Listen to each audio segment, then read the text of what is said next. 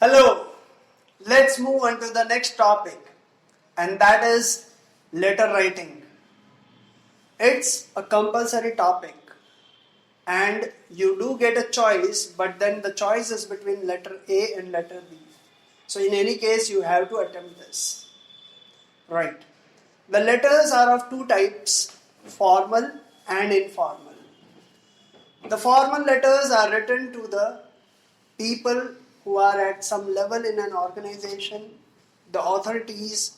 You may be knowing them, you may not be knowing them. And informal letters are written to our near and dear ones. That means the family members, the relatives, and the friends. First, we'll look at the formal letters. The format of the formal letter goes like this. We start with the sender's address, then we leave a line, then the date. In date, it is XX, then the name of the month, and the year, XXXX. Then again we leave a line, write the name of the authority, that is the post, then the name of the organization, and 2 lines of address, including the name of the city where that particular company or organization is located. Again leave a line, and then you have to write the subject of writing this letter. Now take care that the subject doesn't become a big line. It can be 5 to 7 words to the max.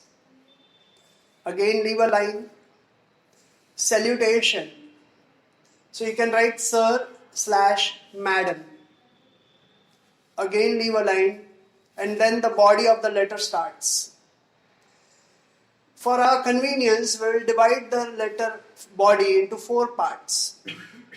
The first part is about introducing yourself, that is the writer, and introduction of the topic, that is the subject. Then the first paragraph is over, we'll leave a line. The second paragraph talks about what is so about the subject. Let me tell you what does it mean.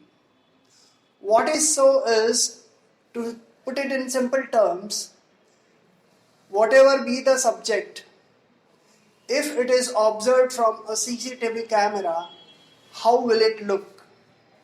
What is exactly happening without any addition or deletion? The whole perspective needs to be brought over there. That's what the second paragraph is going to consist of. Then the third paragraph. The third paragraph talks about the impact of the things that have been mentioned in the second paragraph. Now, if the topic is positive, the impacts will be positive. If the topic is negative, the impacts will be negative. So the third paragraph is going to say how whatever is happening in the second paragraph going to impact. Now here, this is a very critical paragraph. Here, when we say about the impact, we talk about the impact on variety of entities, the direct and indirect impact on people, on things, on organizations, and whatnot.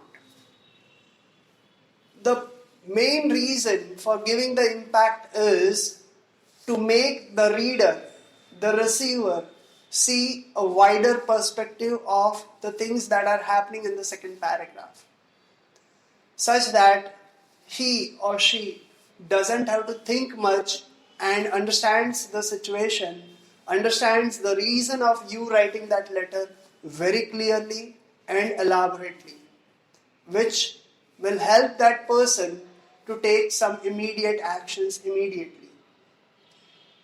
That's what the third paragraph consists of. And the fourth paragraph is about conclusion, where you reinforce whatever you wanted to convey by way of a request, an advice, a suggestion, or for that matter, an appeal.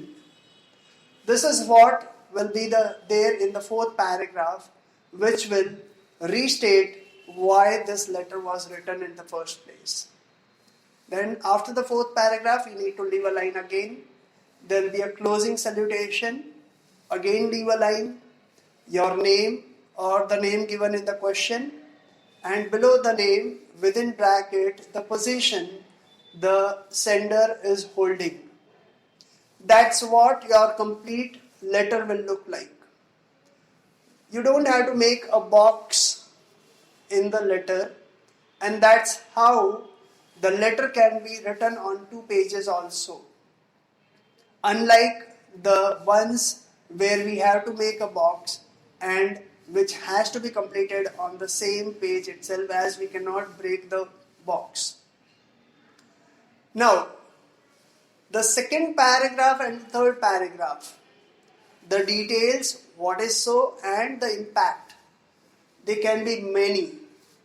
And if you have enough to write, you can divide those into paragraph 2a and 2b, 3a and 3b, such that it doesn't become too big a paragraph to be read, which may deter the reader from reading everything.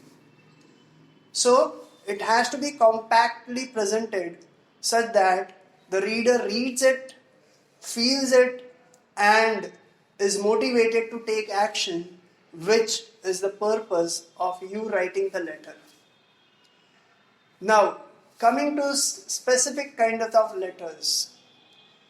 Let us first talk about the letters of enquiry.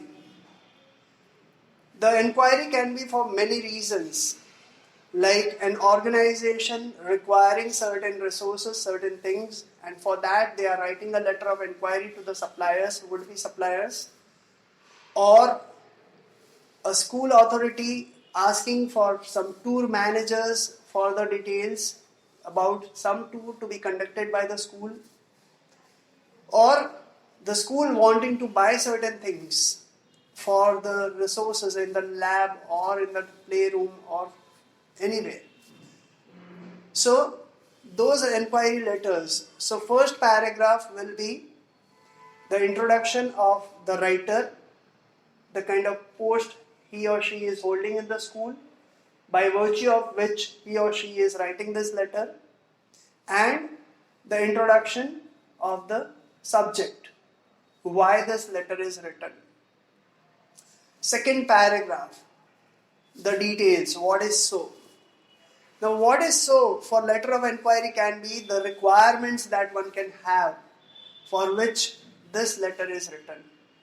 So, those requirements could be written in the form of a box for easy understanding, easy reading, and the most important part, saving on the word limit, such that you can include other details subsequently to make your letter look rich, and that too within the word limits. The third paragraph, as I had said, it's about the impact. Now, the impact over here can be mentioned in a way that if these materials reach you at an appropriate rate, at an appropriate time, how are they going to contribute to the functioning of the organization, to the school, to whatever the purpose was for. It definitely will add value to the functioning of the organization or the school, whatever it is. So that will come in the third paragraph. And fourth paragraph, you can request them to send the details in the form of a catalog or a price list or whatever it may be, and along with the terms and conditions which can help you in taking action faster. You can also request them to state their payment terms, the discount terms, everything such that you can take immediate action once you receive the reply for the letter of enquiry. So that takes care of the letter of enquiry. Now, when there is a letter of enquiry, there can be letter of reply. So suppose you are supposed to write the reply to the enquiry letter that you have received. So again, the format will be same: sender's address, date, receiver's post, the name of the organization, 2 lines address, leave a line, then the subject, then leave a line, the salutation, then leave a line and start. So the first paragraph again will be introduction of the self and introduction of the subject at hand. Second paragraph will be the details where you will be stating what all things are available with you and what all things you are attaching along with that for the perusal of the receiver. The third paragraph, the impact. So here you can state that for the smooth functioning of this particular transaction, what are the needs and requirements such that the person who is placing the order doesn't falter and the transaction takes place seamlessly. Fourth paragraph, you can reinforce the specific requirements to execute the order. And then closing salutation and name and the designation. So that's how your letter of reply will look like. Now coming to letter of complaint. There can be complaints of various kinds, like not receiving the things or the goods as per the requirement, maybe the quality or the quantity, or the letter of complaint can be from a customer to a shopkeeper where the person has purchased something and the things are not working very well. It can be any sort of complaints. So the format will be as usual: receiver, sender's address, date, receiver's post, company's name and address, the subject, the salutation, and the first paragraph. The first paragraph, you will be writing about yourself, who you are, and the purpose of writing the letter. Second paragraph is about detailing. So the detailing can include the date, the bill number, the product number, and a bit of product description which is malfunctioning, and what particular aspect of the product is not working well, or in other cases where the amount of quantity have not been received properly or the quality is not proper. So once again, the bill details, the item details are to be mentioned in the second paragraph. The third paragraph, you need to mention the impact. Now here you are going to mention about what all things you are missing out because of this faulty delivery from the side of the supplier. There can be loss of business, there can be loss of time, there can be loss of fun, there can be anything. So all those things you need to put forward in that third paragraph such that the supplier understands the gravity of the situation that you are passing through and which makes them do something immediately. The fourth paragraph, reinforcing the thing, there you can request them, you can appeal them, or if the question asks, you can threaten them to sue them also if the actions are not taken immediately. And you expect them to expedite the matter at the earliest. Then closing salutation, name and the designation, or just the name if you are a customer. So that was letter of complaint. Now we'll move into letter to editor, one of the most common ones. Here the format remains the same: sender's address, date, receiver's address. Now here first line will be the editor, next line will be the name of the newspaper. Now when they mention write a letter to the editor of a national daily is not the name of the newspaper. It is actually telling you that a newspaper which is published from multiple cities of a country. So you need to write the name of a newspaper which is having multiple city editions. And next 2 lines you need to write the address including the name of the city. Leave a line, then the subject, as I said earlier, 5 to 7 words. Leave a line, the salutation, leave a line the first paragraph. Now the first paragraph, again the same, introduction of the self or the writer and the introduction of the subject. The second paragraph is about what is so, the detailing. So it is about a concern of the society that you are writing. So you need to write exactly what is happening, not the impacts, the actions which could be seen through a CCTV camera. That's it. The camera doesn't show the feelings, the emotions and everything. It just shows what is happening. That's what should be the content of the second paragraph. The third paragraph, the impact, where all the feelings and emotions will come out. That because of the fallout of what is happening in the second paragraph, what is available. If it is a positive, then the positive impacts will be there. If the topic is negative, it will have negative impact. Now again, you need to write in 360 degree all the people, all the things which are affected because of these things.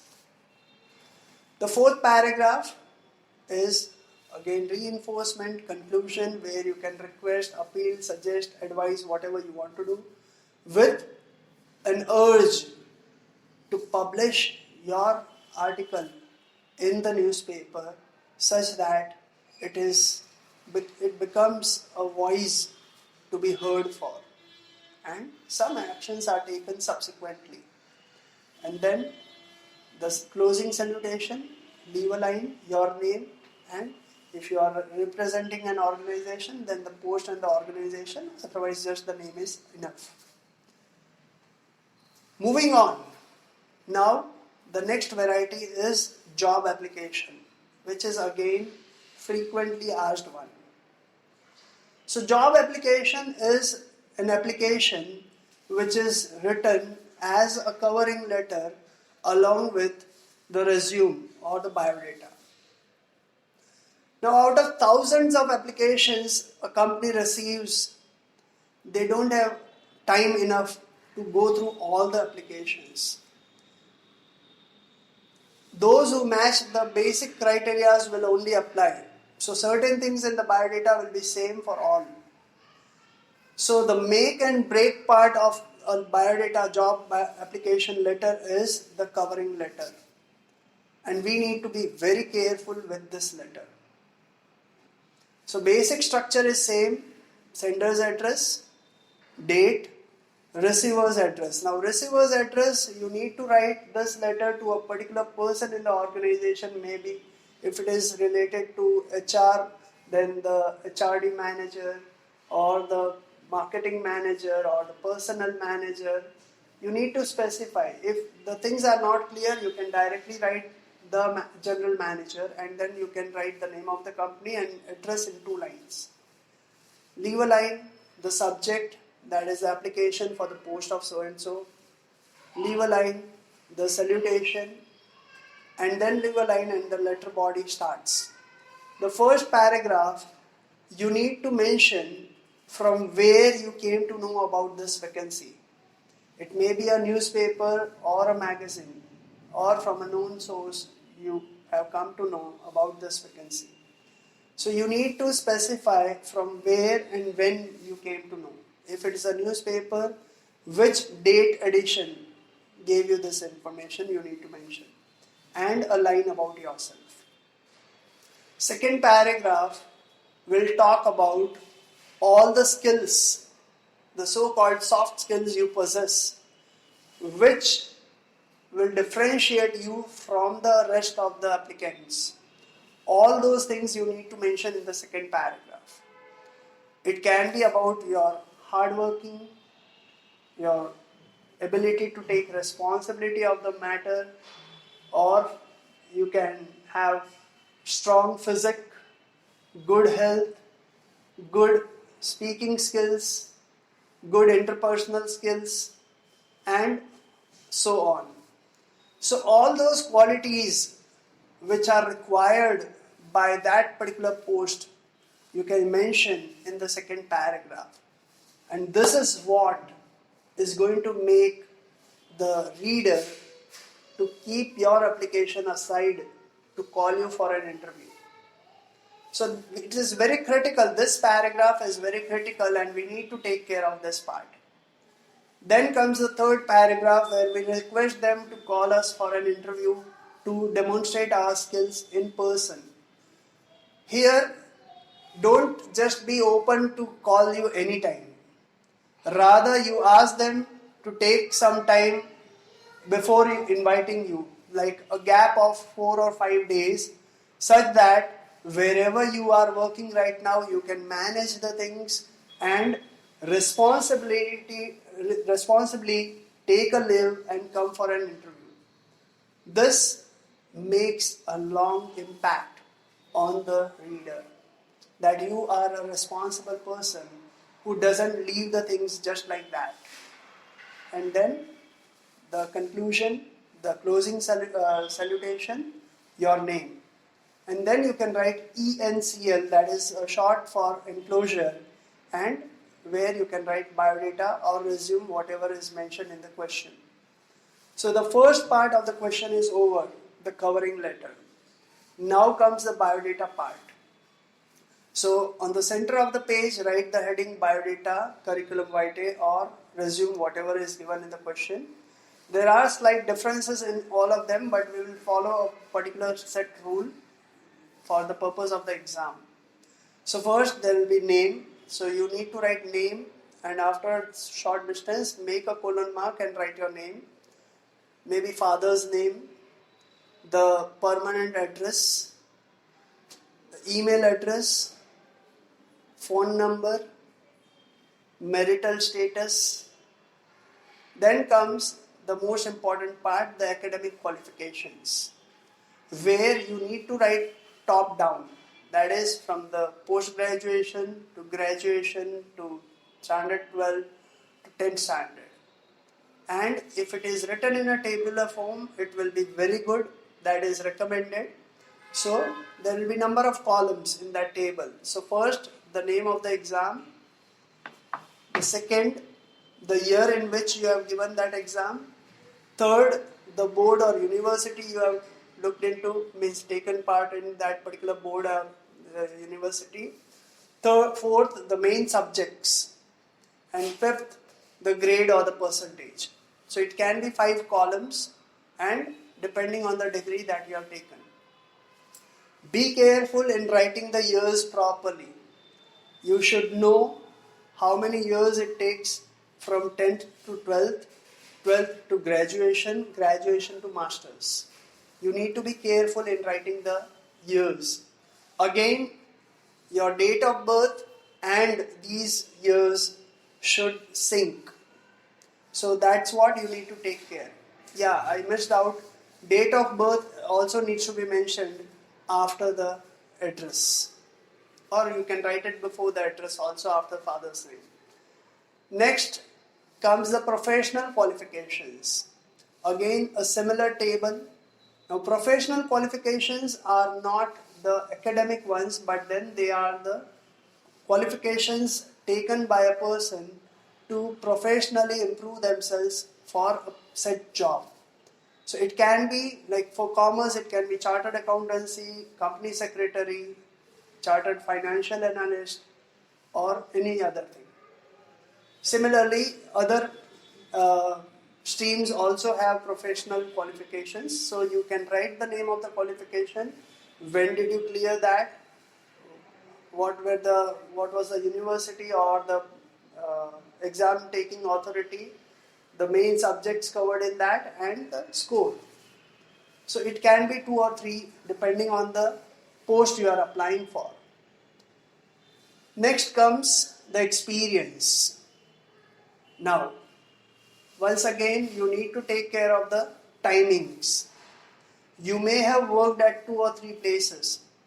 So again, if you put it in a tabular form, it's more easier. So the year, the name of the company, the name of the post, the job profile. Job profile means what was your area of action, what kind of work you did in that organization, and then that's it. So now this job profile should match with the kind of post you are applying for. So that's what you need to take care while writing the experience part. And then comes the languages known, the hobbies, and references. Now references are to be 2 in number, where you write the name of the person who is well off, quite responsible person, his or her company's name, his or her phone number. That's it. Why references? References are the people of responsible positions who know you, from whom the would-be employer can know about you in case they have some more queries about you. So that ends the biodata, resume or curriculum vitae for the purpose of CBSE exam 12 standard. So these are the variety of letters that you will come across, and with proper presentation you are destined to score maximum. One suggestion: whenever you are writing a letter, be at the side of the receiver and see that whatever you are telling them, are they going to get it the way you want them to know, or they will be left with some questions. If you feel that they are left with some questions, you need to include those things in your letter again. That's what will add a lot of value to your answer. So, happy writing. Thank you.